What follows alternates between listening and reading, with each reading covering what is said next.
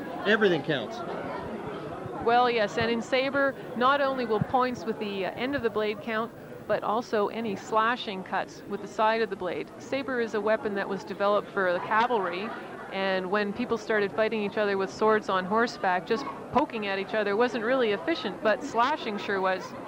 And in this, in the area of Sabre, everything from the waist up is legal target, as if you were on horseback and going at it. Now, we don't have the horses here tonight. No, they were outside earlier. I did see them. People were riding them up and down the mountain here at Blackcomb.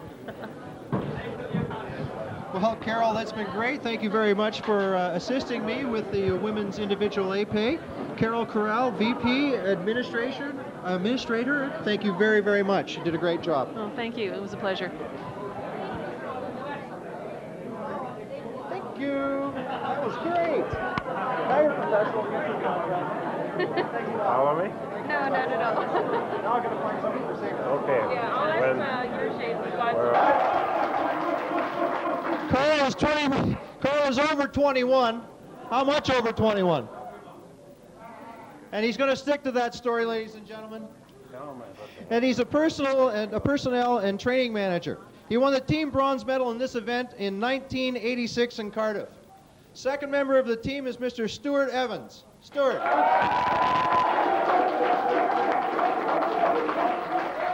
Stuart is 29 years old. He trained in chemistry and has become a self-employed software engineer. He fenced in the 1990 Commonwealth Championships. Fourth member of the team is Garth Bashir. Garth?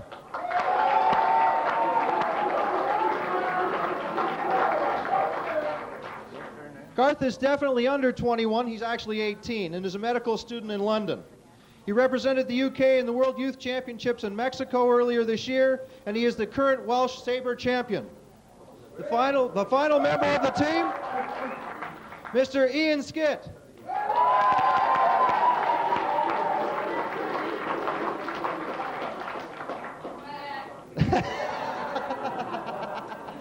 Ian's 30 years old, and he's the kind of guy you really want to know. He's termed a publican, which means he owns a pub and a brewery. That's why he's very popular with the team. And it's the Old Oak Brewery, and we want to know how it got its name, but we'll ask him that a little bit later. The team that they will be fighting against this evening is from Scotland.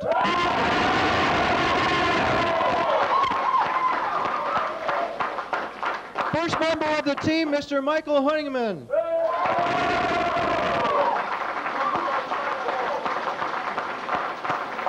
Michael is the team captain, and he's aged 23 years old. He's a salesman. What do you sell? Oh, sheep. Sheep and beer, he said. Hey, it's got to be a perfect business. He fenced in the World Youth Championships and competed in the 1990 Commonwealth Championships. He's also the team captain, don't forget that. And he also allowed the next member of the team to be on. This is Mr. Paul Honeyman, his brother.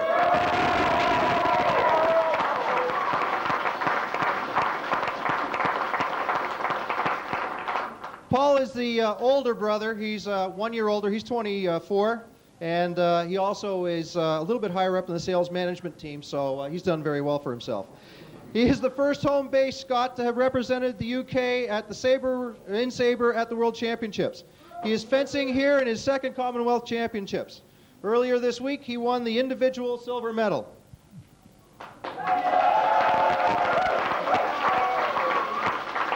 The next member of the team is Mr. Stephen Lawrence.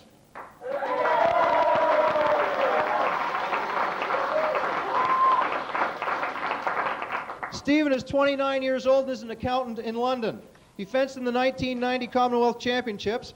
He came third in last season's UK Championships. The next member of the team is Rory Cowan.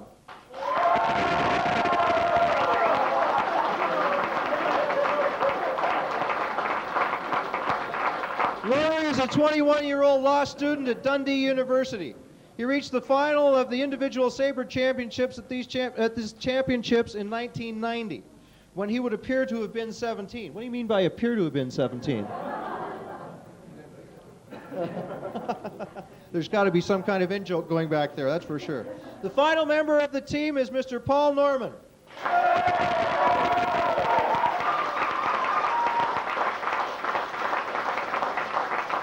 Paul is 19 years old, and he's in direct delivery and lives in England. He's fenced in the World Cadet and World Youth Championships and reached the last 8 in this season's UK Championships. The referee for this match will be Mr. Christian Vidoza. Gentlemen, good luck.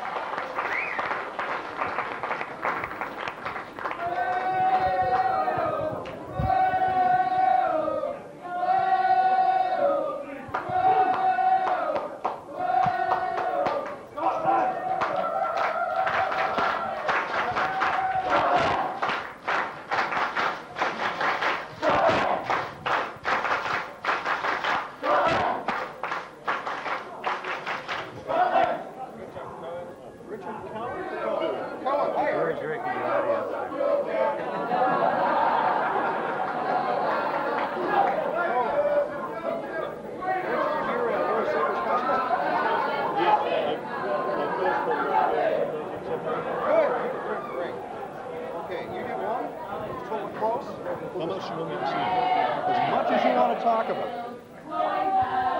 Shut me up, I'm a fencing historian. I know more than you're not here. Well, I can tell you that they're really getting excited for this match. Obviously, the Scots are real happy, and so too are the people from Wales. Unbelievable. And with me to help call this is Mr. Richard Cohn. Richard, you're a specialist in this event, are you not? Well, I've been doing Sabre for more years than most of my teammates would like to remember.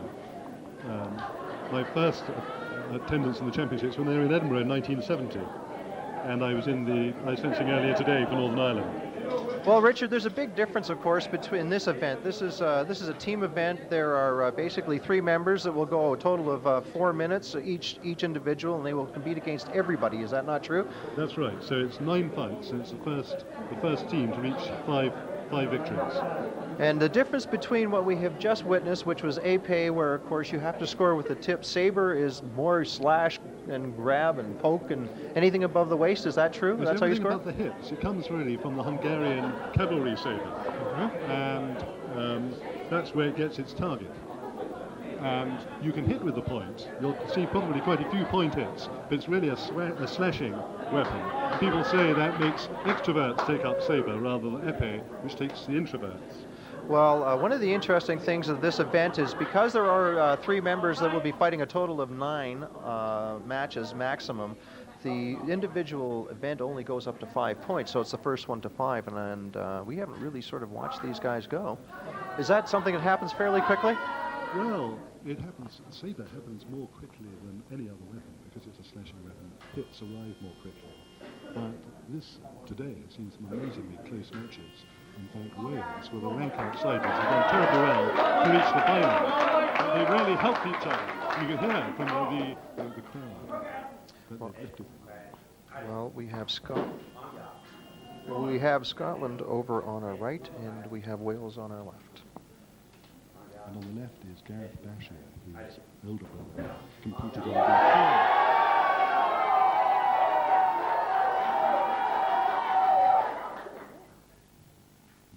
equipment is playing.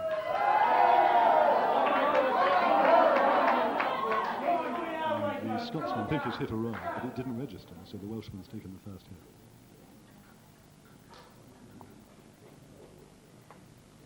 So with 2 Bashirs on the Welsh side and 2 Hennepins on the Scots side, it's a family business.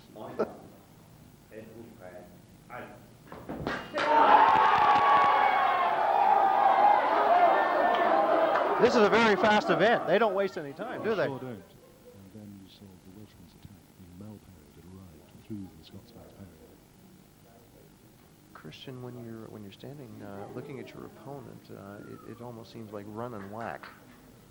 Well, one of the things which will mystify viewers is they both fencers often seem to run at each other at the same time and hit each other simultaneously, and that's what's happening.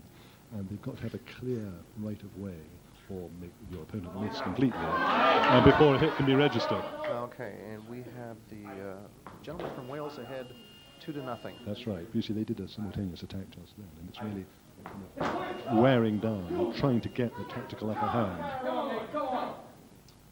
To the uninitiated, such as myself, it seems that they're basically running at each other using the same move. Is that? more or less what they're doing, or they're They trying are, but different what you'll muscles? see, in fact, is quite often one of them is pretending to attack. We might see them suddenly jump back into a parry or into what's called a stop hit. So it's rather like two tennis players serving simultaneously, and then one of them might suddenly come in and volley. It seems, Christian, that they try to whack each other on the shoulder. They can work anywhere above the hips, but shoulder often seems to be a safe place to go because it's slightly more difficult to parry. Is there any disadvantage into fighting somebody that happens to be at the opposite hand of yourself or the same hand? Well, it's always said that left-handed fencers have a slight advantage because they're used to fencing right-handers more than right-handers are left-handers. But in fact, everybody in this match is right-handed, so it's not going to be an issue.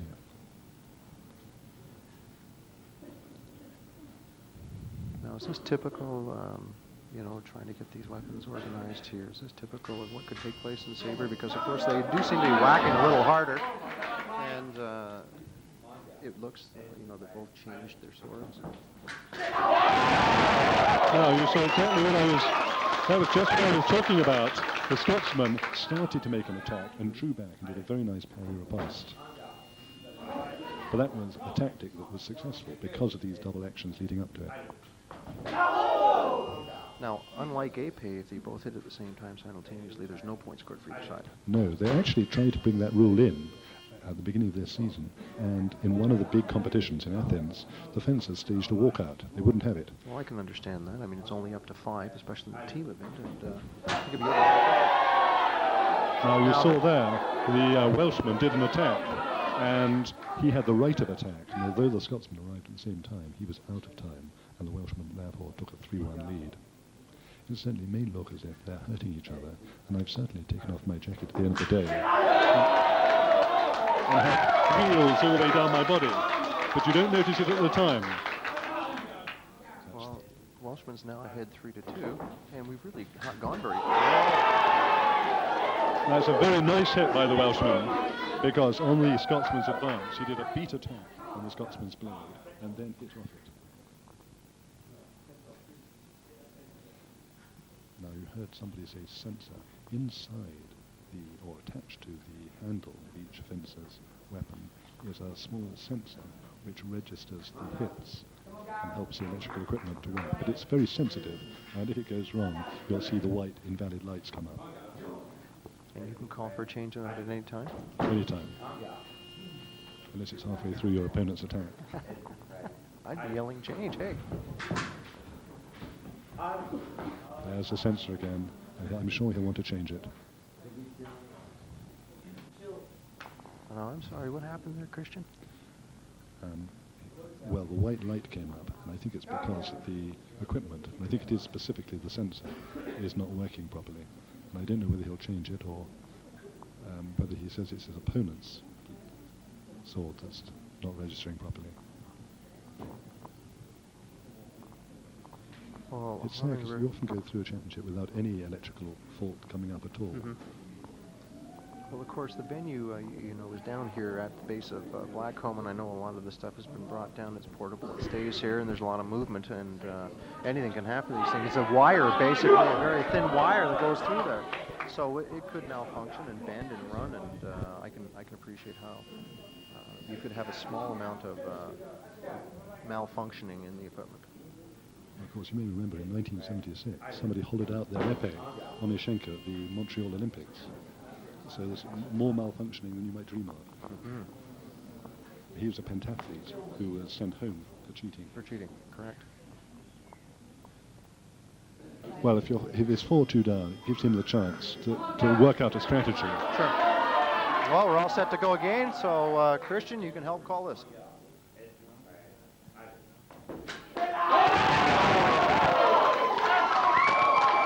Well, there you are.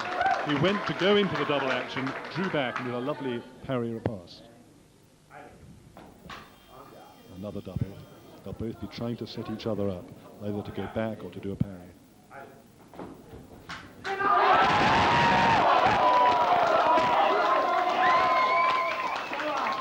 Now that hit was just like the Welshman's second hit.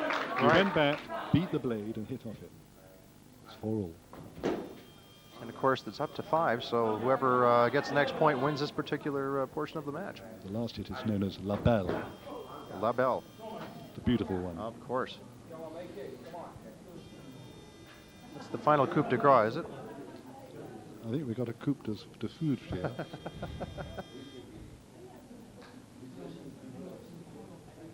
Is this the glamour side of the fencing portion? I just thought I'd ask, strictly because, of course, when I was walking over, they were telling me that this is the event. Well, Sabre's a bias, but that's our view.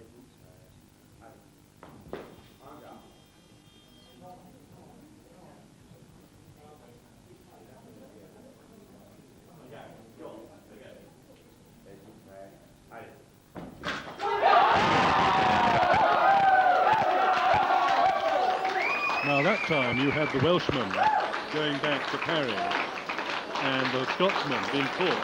But the Welshman mal-parried the Scotsman's attack. So Michael Herningman, being 4-2 down, took the back. That was quite a comeback, wasn't it? Michael really turned around, focused himself, and got 3 points in a row, and of course won his portion of that first match. Don't forget, I do think that it made a difference. That break, I think, broke the young Welshman's concentration. And it'll have a real effect on the Welsh side, because if they'd set up with a victory, a good early victory, given that they're the underdogs, that would have made a real difference to their spirit. So it'll be difficult for them to get back into this match, I think, even after only 1 point. Well, who we got coming up next, Christian? We've got Richard. Carl Morris, who is, despite his bald head, is only 29 and is a very experienced fencer. And he's... Is there an advantage in this particular competition to being tall? He uses his height very well. We may see that. That's an example of it. He did an attack which his Welsh opponent read and took the right parry, but he couldn't cope with the height. He went over the top of his parry.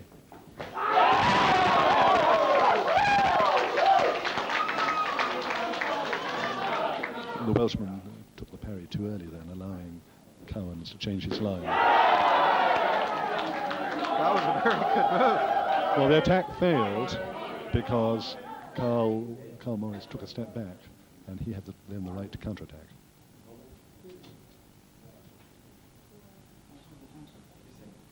Now he's just checking his wire, which is sticking out and could be dangerous.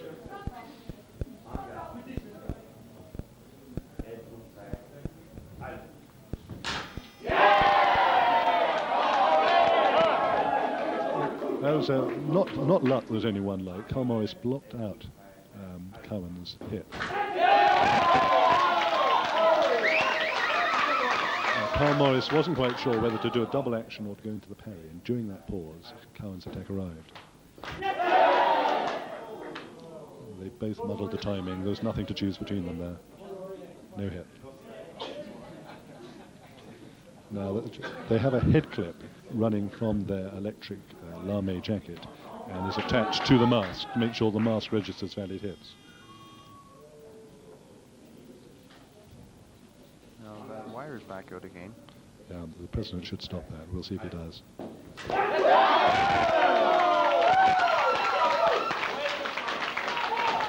That's the height issue again. Sure. As the Welshman came forward, the Scotsman was able to do a long counterattack.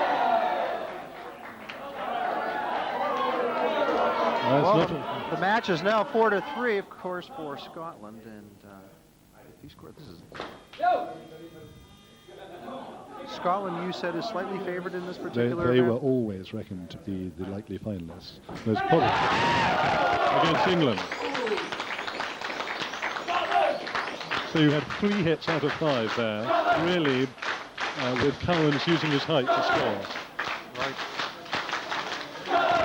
Well, Richard, you said you were fighting earlier today. What was it like fighting up the top? Well, some people have said, in fact, Michael Herningman was saying that he felt out of cuff. He really, during the individual event, was looking more green than white or brown. but people have decided it's because he's a heavy smoker. He's vowed to give up smoking. I personally have never had such an enjoyable venue to fence in. Oh, that's great. And I'm ancient, I'm 47. I didn't run out of puff, and the only difficulty was concentrating with the beautiful mountains all around. Well, Blackcomb sure did put on a heck of an event. This is a great place to have the Commonwealth Fencing Championships. I guess if invited, you'll come back again and we'll do it all over again, will you? I'm looking for reasons to blackmail the organisers to make them do it. Although I did once fence in the French Open, which was held in the Paris Underground. That would have been a very interesting place to have the event. Less snow.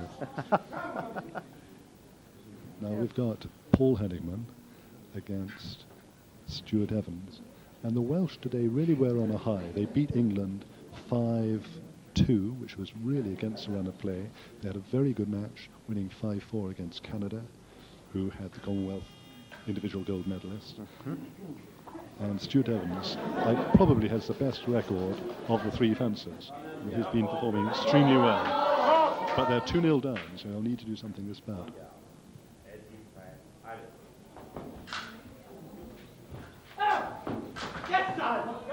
Oh.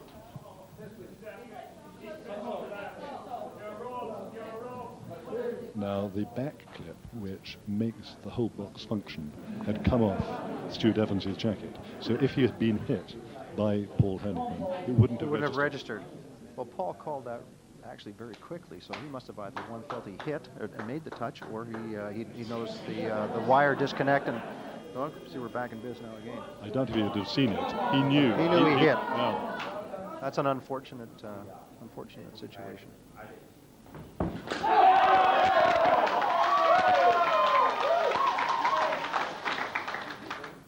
Scotsman's attack went through there. Was Paul Henigman ought to win this. He was in the British full national side last year at the World Championships. A reversal of the previous hit. This time it was the Welshman's attack all the way through. 1-1.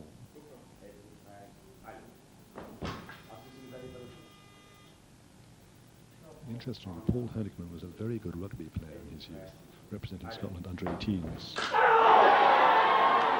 And chose fencing. He thought it was more fun.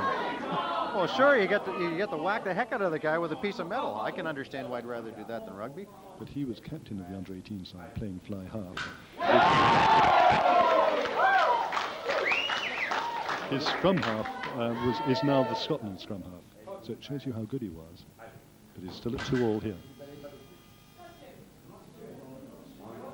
Is there an optimum age to be a fencer in this type of category? Well, some people, particularly on the continent, can break through while still in their teens, 18 or 19. But you can go on till your early 30s and sometimes have your best years.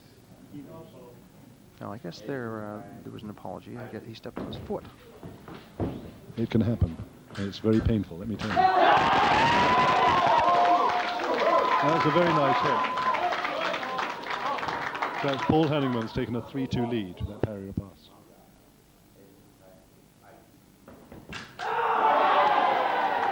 And Evans returns to favour. Starts to go into the double action, pulls back, and chooses the right line for the parry riposte. And then yells at him to make sure he knew it was a good hit. To rub it in. Now that was interesting. Having gone to one side of his body to parry the previous hit, yes, he knew that Paul Henigman was going to switch, but he switched, parried him, made the riposte and missed, and then as he drew the weapon back up, caught Paul Henigman's arm by mistake. But they all count. But they count. And that puts the Welshman in lead by 4-3.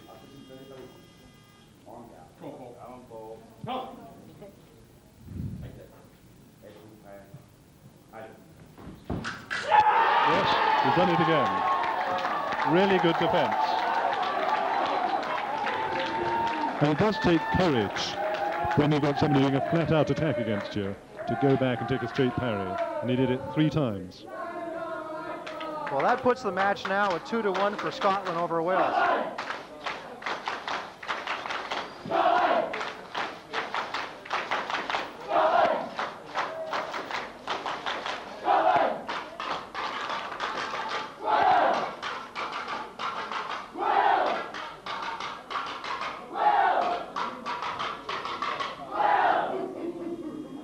I think these Commonwealth Championships get nations cheering and a team spirit going far greater than the World Championships. Is that right? I reckon some people will be going to Athens for the World Championships next week, first of all the team. So we'll make sure we give him the number that gives him his 3 fights earliest. Or we might want him to have the last fight. It's going to go down to the wire at 4-all. Absolutely. And of course, this is for the Team Sabre event, and this is for the gold medal, with the loser taking the silver. Now, how many fights would these people have gone through already today? They will probably have point? fenced about 9 each. They'll have had 3 matches at least. Probably more like 4. That's a long day. It is. You saw Carl Morris go back to take a parry, and Hennigman's attack went underneath his blade to register. So it's 1-all at present.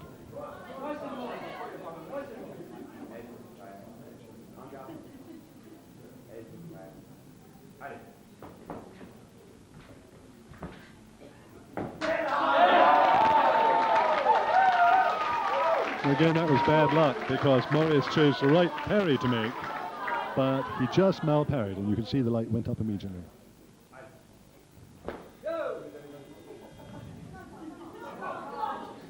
Well, Richard, you can actually be going down to make your move and make your lunge and your approach, and then all of a sudden have to change halfway through. And well, a good coach will give you what's called open eyes lessons, where he will do a whole lot of different responses, and very late in the day you're expected to be able to choose a different attack. Now that hit Carl when no fencer likes to be hit.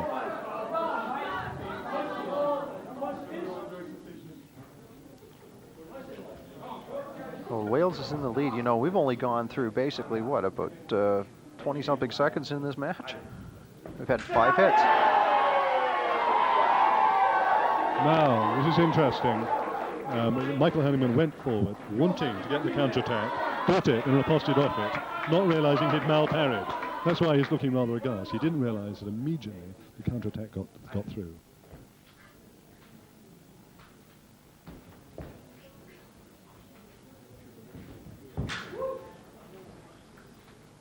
Good footwork.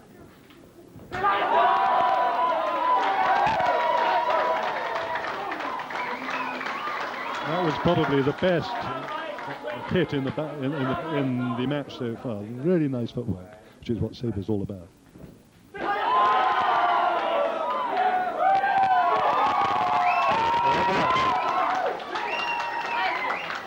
What happened there, Christian? Or Richard, pardon me? Morris thought he had his point in line, and the referee ruled it out of time. He said the attack came from the Scotsman and had right of way, and that gave him the hit. Well, it's 4-4, so here we go again. Very important for the Welsh. They're back in the match if they win this bout.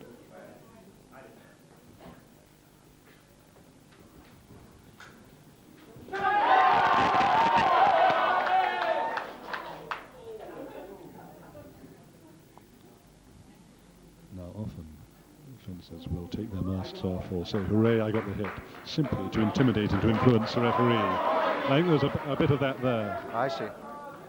A bit like a professional dive in football.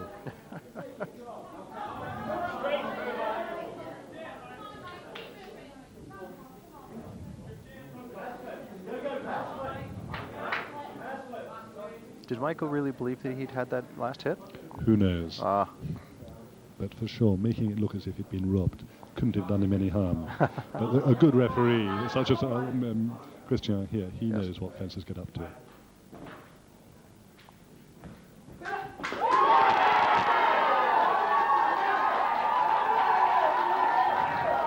Now you had an attack from Michael, which had parried, a toss from Carl Morris, which had parried, and then the counter pass, the next one from Michael, was parried.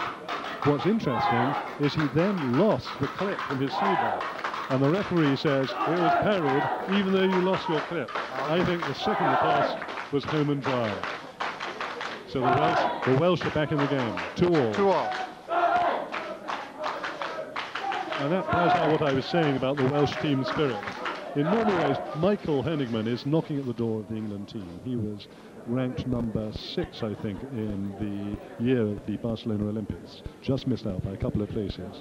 Whereas Carl Morris is in the top 20 in the country, of the whole of Great Britain.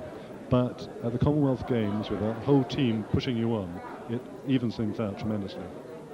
Well, on any given day at this level of competition, I'm sure one individual believes that he can beat any other individual, and if you get 3 or 4 members on the same team doing that, you can have a situation where you may get what would be considered an upset. Well, the Welsh reaching the final is an upset enough to be 2-2 with really the hot favourites for this final, Scotland. Already they must be feeling very pleased. Well, we've got Paul Hennigman against Garthik. It's Gareth Bashir, and again it's a tremendous test for someone who's not yet 18 in a Commonwealth final, when he is probably the strongest in national rankings terms of the 3 Welsh fencers, so they're resting a lot on him. But he's got a good brain, he's a trainee doctor, and he's got a very good, you'll see him, he's unlikely to get worried or fussed by bad decisions. Well, the problem is, of course, that if that happens, this could be over very, very quickly. Well, so much of fencing is a psychological battle between the fencers.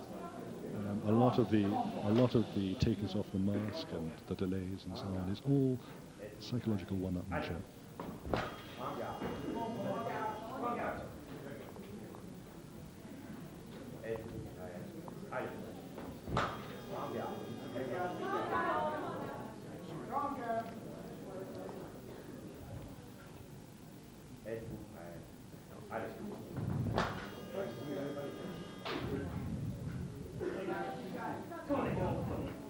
All the time they're thinking, is he going to go to chest again? Is he going to switch to head? What's he going to do? Can I afford to take a parry? Or maybe he's going to go back and I must do a long attack. So they're testing each other right here now.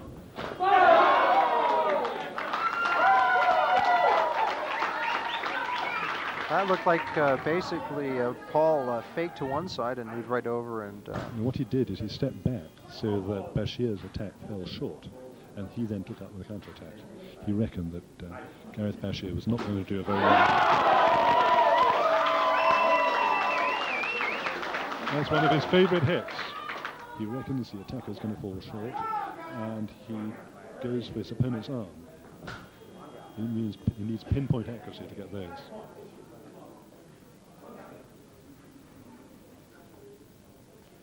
Well, that puts Paul from Scotland ahead 2-0. And again, we've taken a grand total of 10 seconds to get this far. Yes, but it's taken a whole day's kind of psychological beating to get to this position.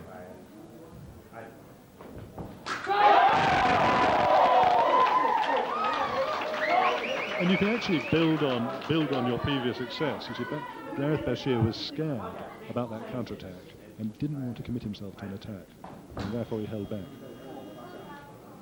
Then all it takes is a split second, because Paul turned right around and attacked and scored the point. Now he's 3-0.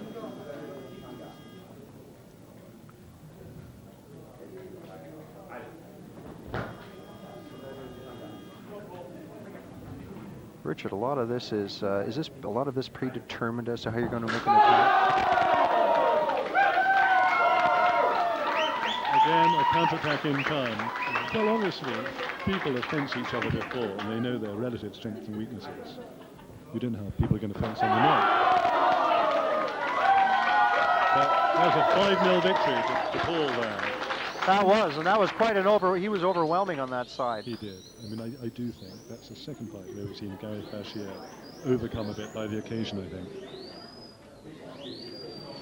Well, again, we're at the base of Blackcomb Mountain with the Commonwealth Fencing Championships in place here.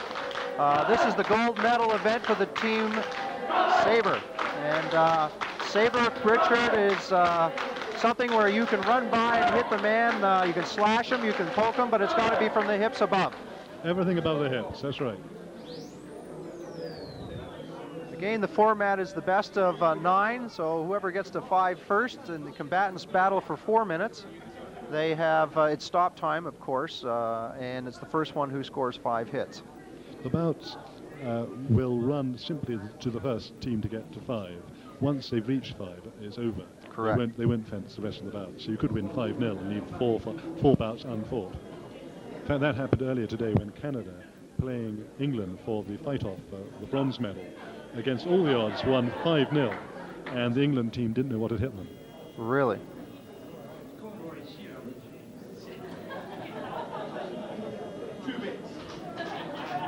And then Canada ran into whom? Well, Canada lost to Wales, and they lost 5-4. They lost on the last bout, and it was extremely exciting. At the rendezvous, we had a packed room cheering the two sides. I can believe that. We've got Rory Cowans, a 6'5" Scot, against Stuart Evans.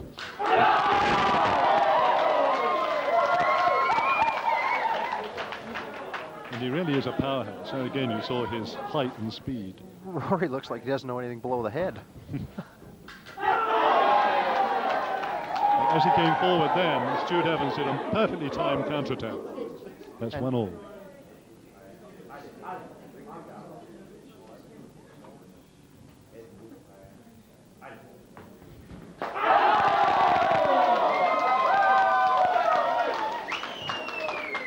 That time he saw where the parry was going to go and evaded it to make the attack succeed. And you can probably see on your screen each fencer, one by the knee, one on his thigh, has got the colours of his country. The tricolour of Wales on Stuart Evans's thigh, and the white cross against blue background of Scotland on the left leg of Rory Cowans.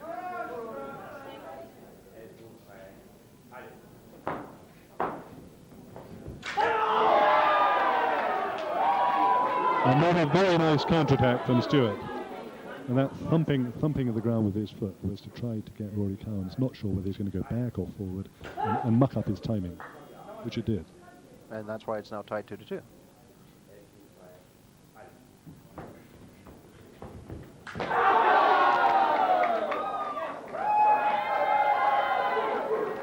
Now, Rory Cowans doesn't like that. He thought the counterattack was late, but the referee has given it to the Welshman.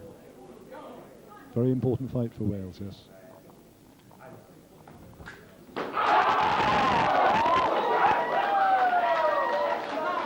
As you said, you can hear the thumping off the vest, and that's got to hurt. That will hurt. I fenced Rory Cowans in the 1990 individual final, and he got warned for hitting me like that. Oh, you can't slobber or clobber somebody. If you hit someone too hard, it's a winnable offence. Well, Rory's moved into a 4-3 lead, and of course Wales leads 3-2, and of course this would be a big match for both teams. Very much. It could be the turning point. If Scotland wins this, I think they're there.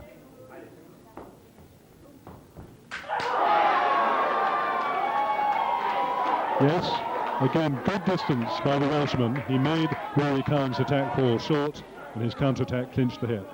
So it's 4-4. 4-4, we've gone 24 seconds. But they haven't been boring ones. No, that's for sure.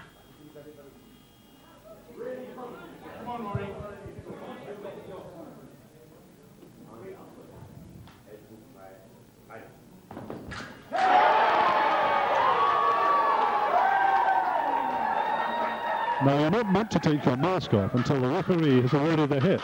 And you can be warned for that. But I think he's going to get away with it. He's not going to add insult to injury. But that was a crucial hit for the Welsh, because it takes them to 3-3, and it's still anybody's gold medal. Absolutely. Now, would you like to explain that again? He took his guard off, his headgear off, and threw it on the ground. Well, there's a mixture of fencing always having had a tradition in history of being a sport where good manners and honourable behaviour are part of how you behave, how the sport is seen. But of course, more recently, it's also a question with more depending on results than ever before, with more money, more prestige and so on. People get tremendously het up, and therefore the authorities have to make sure that bad behaviour is punished. And I've seen someone throw their mask 50 feet before now.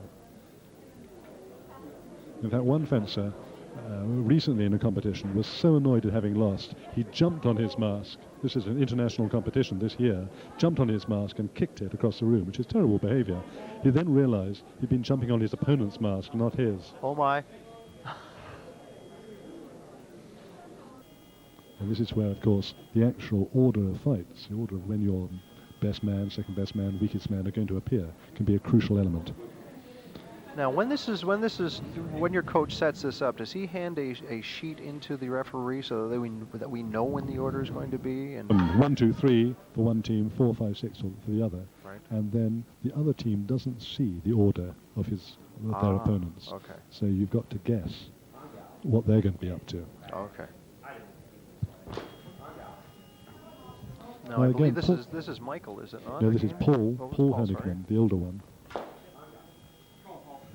From Scotland, and he's fighting against Carl Morris, who in his last fight beat his brother. And it's a very nice hit. You may remember that when Paul Hennigman last fences against Bashir, he got a hit by going backwards and aiming for the wrist. But Carl Morris was ready for him, parried it, and scored with a riposte.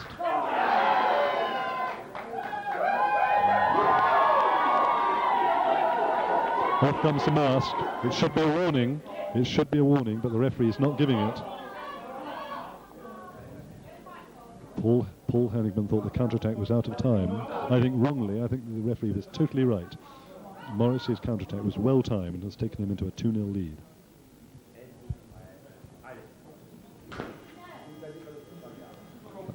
Another double action.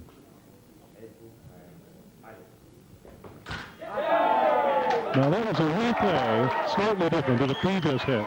And this time Carl Morris did the same action but slightly later. And so he was judged not to have the hit.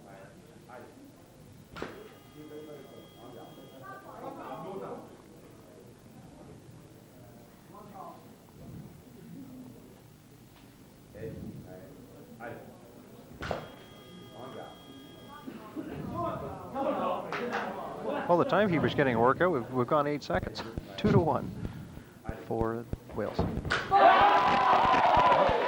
Not for long. Again, Carl Morris's game is based on a strong defence, but that time he chose the right line, but he didn't close it quickly enough. Paul Hennigman was too fast for him, and his attack went through the parry, and that's taken it to 2-2.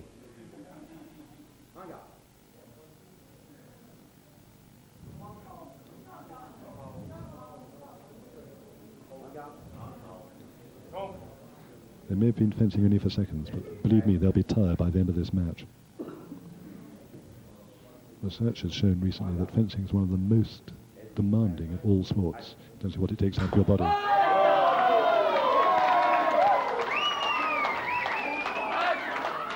Another attack from the Scotsman takes him to 3-2.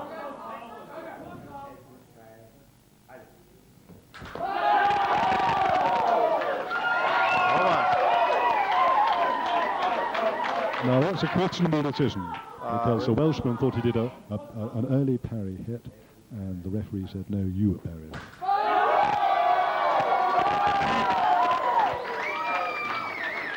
Well, I've got to tell you, Richard, I actually thought that's exactly what happened. And I think at the end of that, Carl Morris had run out of ideas about what to do. Right. He'd taken a 2-0 lead against a better opponent and he didn't know how to build on it. But it's given Scotland a 4-3 lead. 2 bouts to go. They only have to win one of them. And the gold medal will be theirs. So here we are, basically 4-2 for Scotland over Wales. And championships, Commonwealth championships are going on right now as we speak and will be again tomorrow down at the bottom of Kids Camp in Blackcomb, British Columbia. It's been exciting. It's certainly been an education. And Richard Cohen, you've been fighting for how many years, Richard? Well, more years than I care to remember, but my first championships were in 1970, gold medal. Yes, I was here for that. It was very exciting. Well, we've got Michael Henniger again against... He's up against Stuart Evans, the 2 bouts he's had so far. So he's the Welsh hero so far. And of course, he's got to pull this one out. He has indeed. It's another parry bust. Another parry bust, because Michael Hennigman has lost his 2 previous bouts. and he's the one who's been off colour all this week. So this is really a test of his character, as whether he can win the crucial one. 1-0 to the Welshman. Very, very nice move. Very nice move. Basically faked to one side and came back and slashed Stuart Evans in the side. So. Well, Stuart Evans really he was flat-footed. He was caught not using his feet. That's better.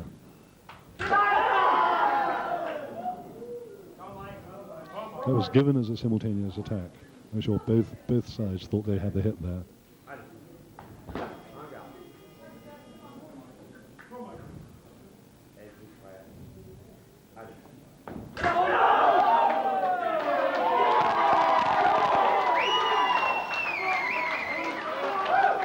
Michael Henigman feinted to go into the simultaneous action, drew back and scored with a parry riposte.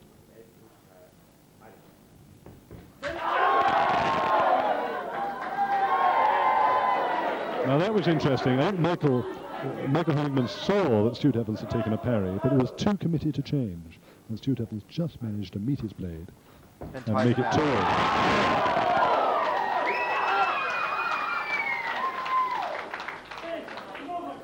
A long attack by Michael Henigman takes him to 3-2. Very, very aggressive.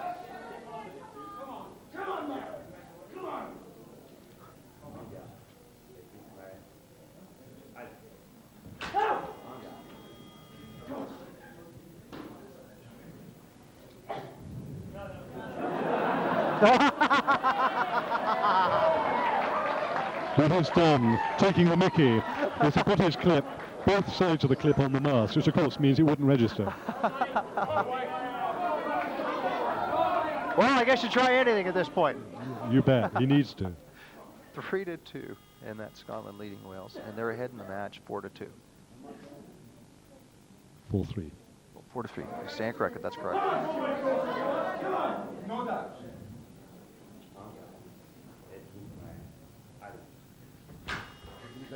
Double action, no hit.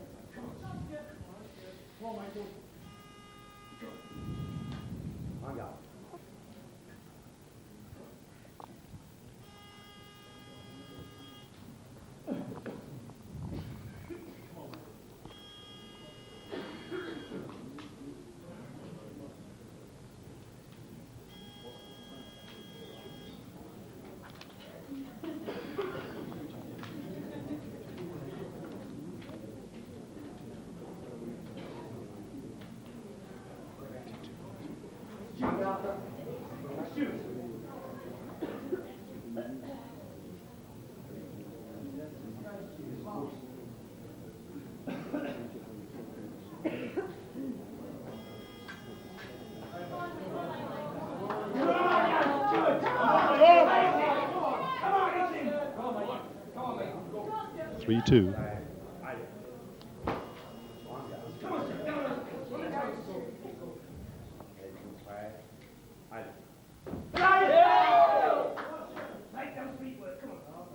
Almost given against the Welshman, but not quite.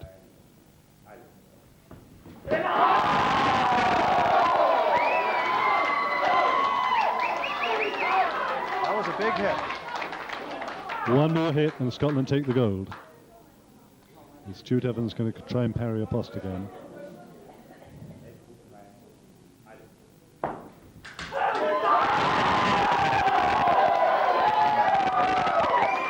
And they have taken the gold.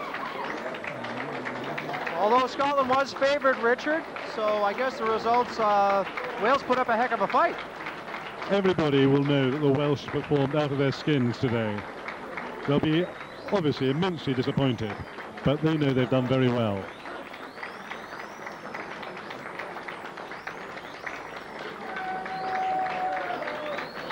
However, good sportsmanship prevails, and we'll have the two groups, of course, yelling and cheering for each other, and I guess they'll discuss the match over a little brew. An orange juice or something like that. Well, that basically winds up the activities down at the base of Blackcomb for the Commonwealth Fencing Championships. It's been a great, great evening, and of course there will be one more evening of events which will take place tomorrow. That's Friday. Certainly hope that all of the viewers are invited to come down and actually watch this firsthand. With me was Richard Cohen from representing Northern Ireland. He was the 1982 Commonwealth champion, correct? That's Sabre, that's right. That's Sabre. Well, congratulations. Thank you very much for assisting me. Well, that's it right now from Blackcomb at the championships, the Commonwealth Fencing Championships. I'm Errol Flynn for Whistler Cable 6. It's been a great night. Come on down tomorrow.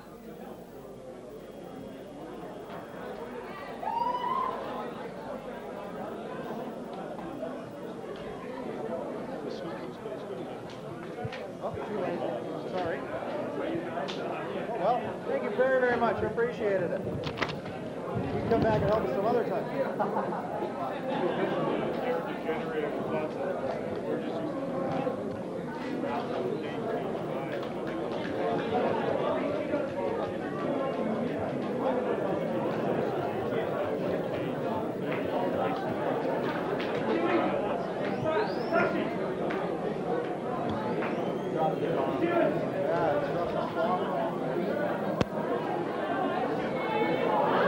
Of course, there is a team competition for the Wilkinson Sword. That's actually behind the podium. It's a team event that at the end of the competition, the team that acquires the most points will win this trophy.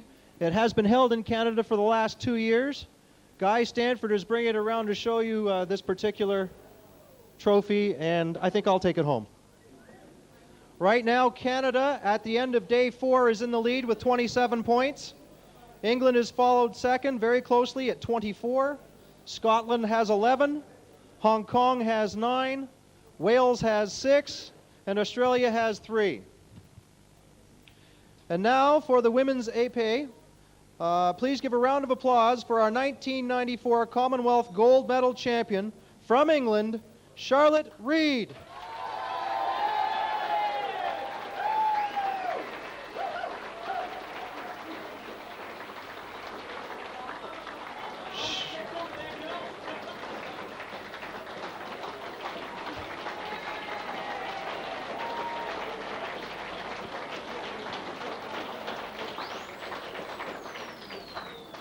Charlotte Reid is a 24-year-old business administrator. She has been a member of the UK World Championship team for the past 5 years. And before Christmas, she sustained a broken leg. We don't know how, but she has successfully recovered, and that's very obvious. Charlotte will be representing her country at the upcoming World Championships being held in Athens, Greece.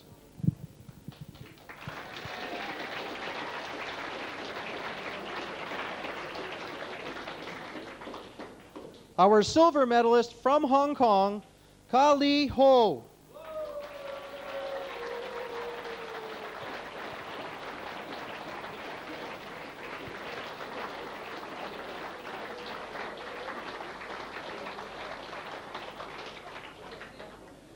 And our Tudes bronze medalist from Canada, Heather Landymore. Oh, Landingham. Got it. Here's Heather.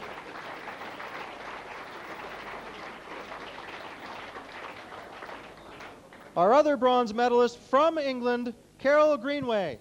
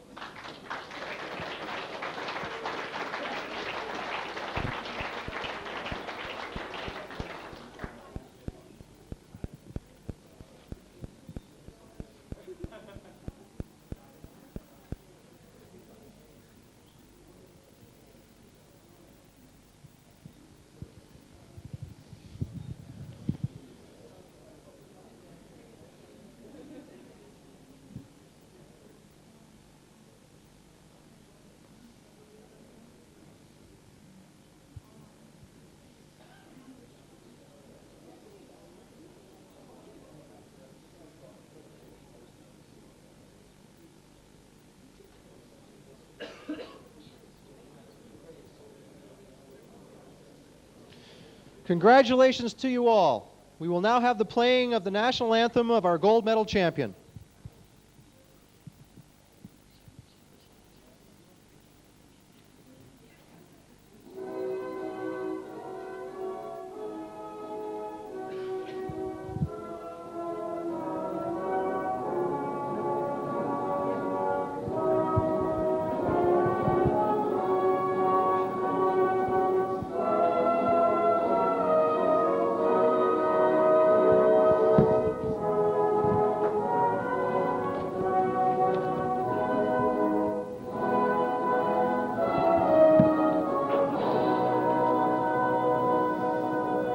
Let's have a big round of applause for our champions.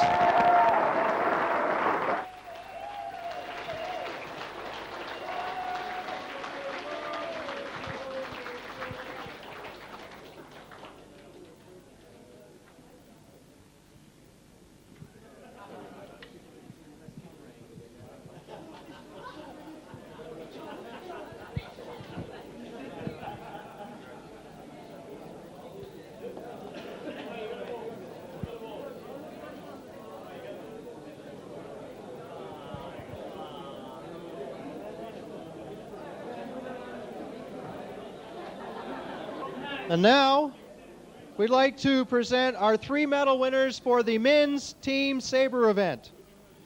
Our gold medal champions, their first ever medal in Team Sabre from Scotland, Mr. Rory Cowan.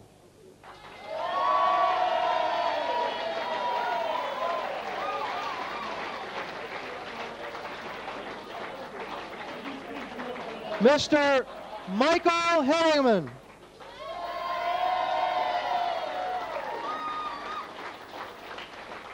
Mr. Paul Hunningman.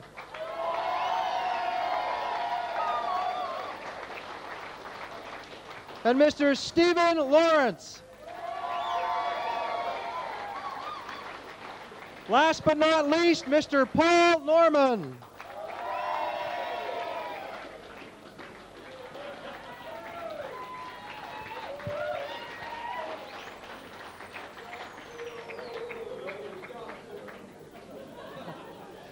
Our silver medalists hail from Wales, Garth Bashir.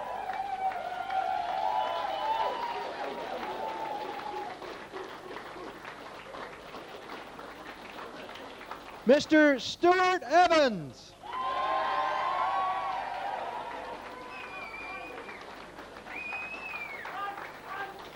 Mr. Carl Morris. And Mr. Ian Skitt.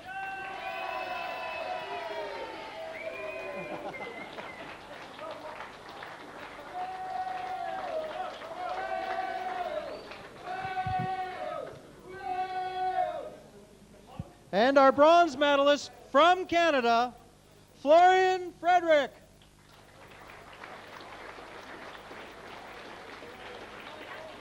All of them?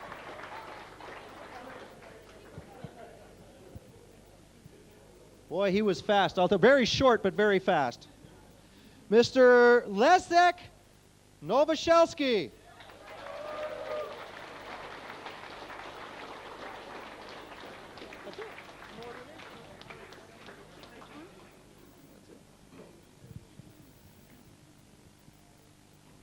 And Nicolas Bergeron. Nicolas Bergeron.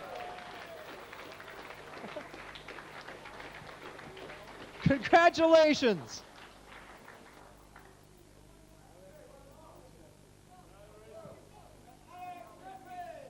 Alex Jeffries. Boy, are we organized.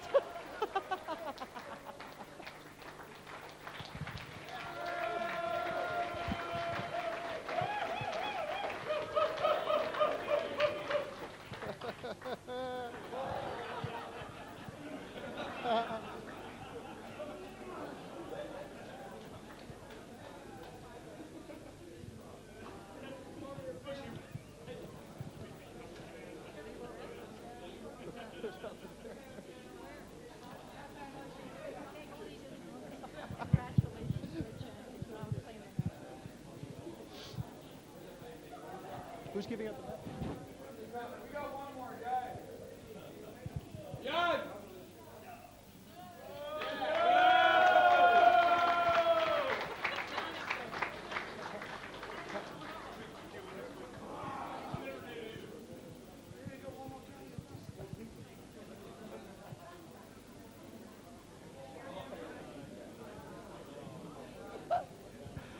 How embarrassing.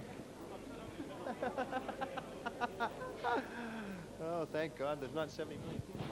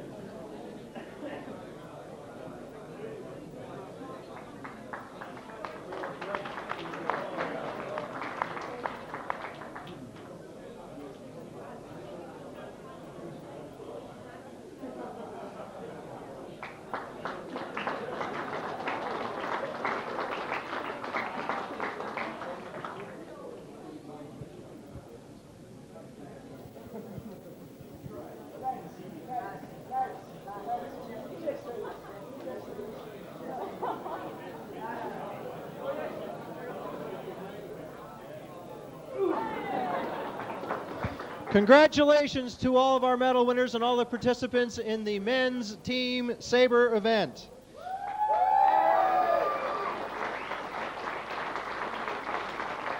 We will now have the playing of the national anthem for the gold medal winners from Scotland.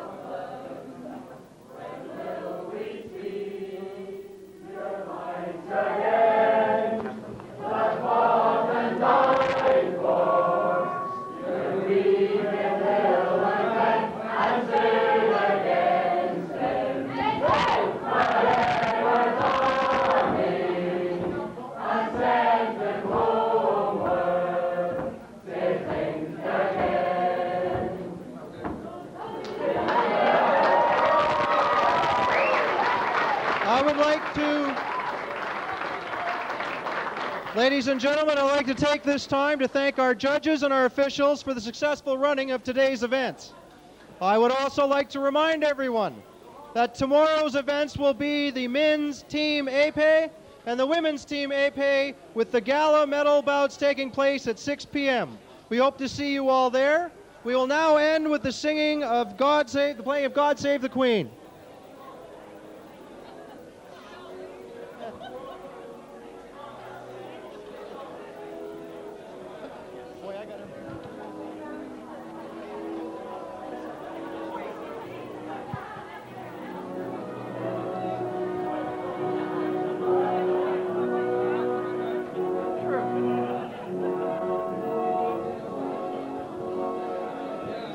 Dr. Kalina. I'm sorry? Dr. Kalina. Dr. Is Kalina. the medical doctor. Yes. Pardon? Dr. Kalina. Call for Dr. Kalina. Dr. Kalina. Call for Dr. Kalina. Dr. Kalina is musical. Okay, well, but he has something, yeah. Oh. Thank you all for coming, and good evening.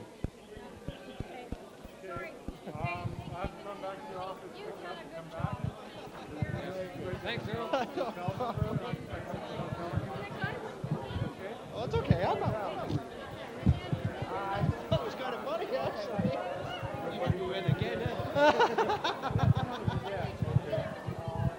That's okay. I'm not.